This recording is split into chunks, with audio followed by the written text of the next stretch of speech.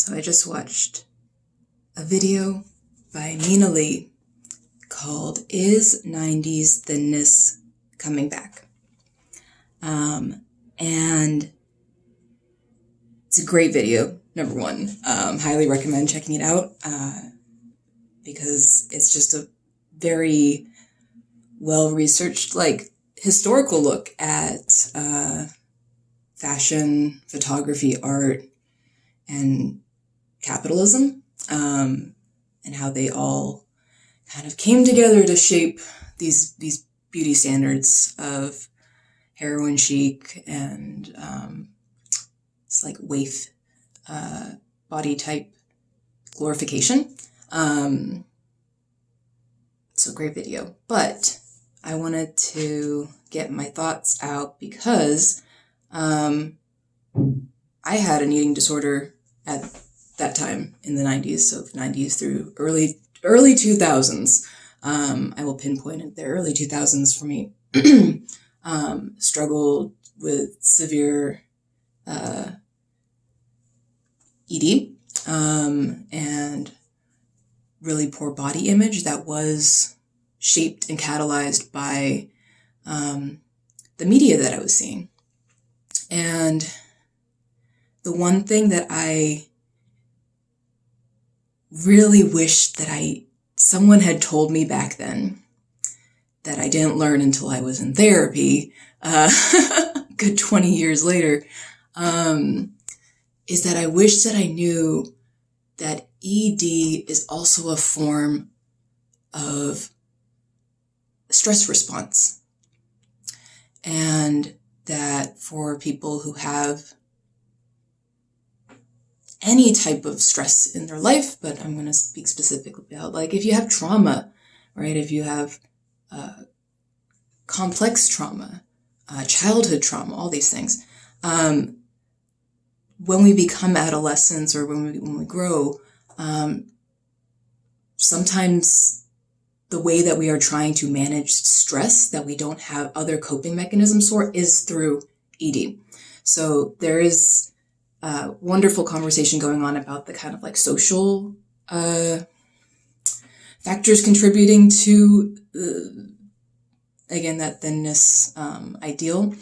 But I also think it's important to talk about the role of mental health in motivating and also continuing to charge ED, it fuels it. At least it did for me. So I wanted to share some of, I don't want to share about the ED itself because it was terrible. But it doesn't feel good in my body to talk about it. Maybe I'll say that. Trauma-informed sharing. Doesn't feel good in my body to talk about. But what I can also share is what are the things that helped me. So the things that helped me overcome ED, in that peak period of the early 2000s, is number one, I think developing a relationship with my body that wasn't based on hatred and control and disgust and shame was a really pivotal point. Just developing a relationship. I tried to start with I went and learned martial arts. And having a practice where I was moving my body and interacting with my body and learning to trust my body, was enough that I didn't worry about how it looked and the practices of, calorie counting and restriction that I used to practice. I was I don't need to rely on that anymore because I need to fuel myself for this relationship, Dance also really helped me in developing a relationship with my body and how it feels to move. How does it feel to move my body and not judge? I'm kicking stuff. Not be judging myself for how it I don't know, how it does this, whatever. I don't know what this is. Whatever oh my God, my back. however you move is valid. I just cracked my back. So like that's also something that helped me move away from it and move away from ED specifically. And what I'll say is, like, I'm today 34 years old. Do I still struggle with ED? Yeah. It never leaves for me. It never left, but it's a lot more manageable. It's like, it's a voice that I don't have to listen to anymore, but I'm aware that sometimes it's there, especially when I get stressed. But I have other resources besides turning back to it. And I have more love for my body now. Like, really, like, I love my body for housing me and, like, you know, keeping me alive. And I want to support it now. You know, I want to support my body. And it didn't feel that way. I wanted to destroy my body before, and that was really, sorry. Like, it was tough times, you know. It's a lot of stress to be under where you start to turn inward like that. But I'm glad these conversations are happening, and these are sort of imperfect thoughts from my bathroom. So I don't know. This is just a first draft at what are the things that I was feeling, and maybe this will help you or somebody you know.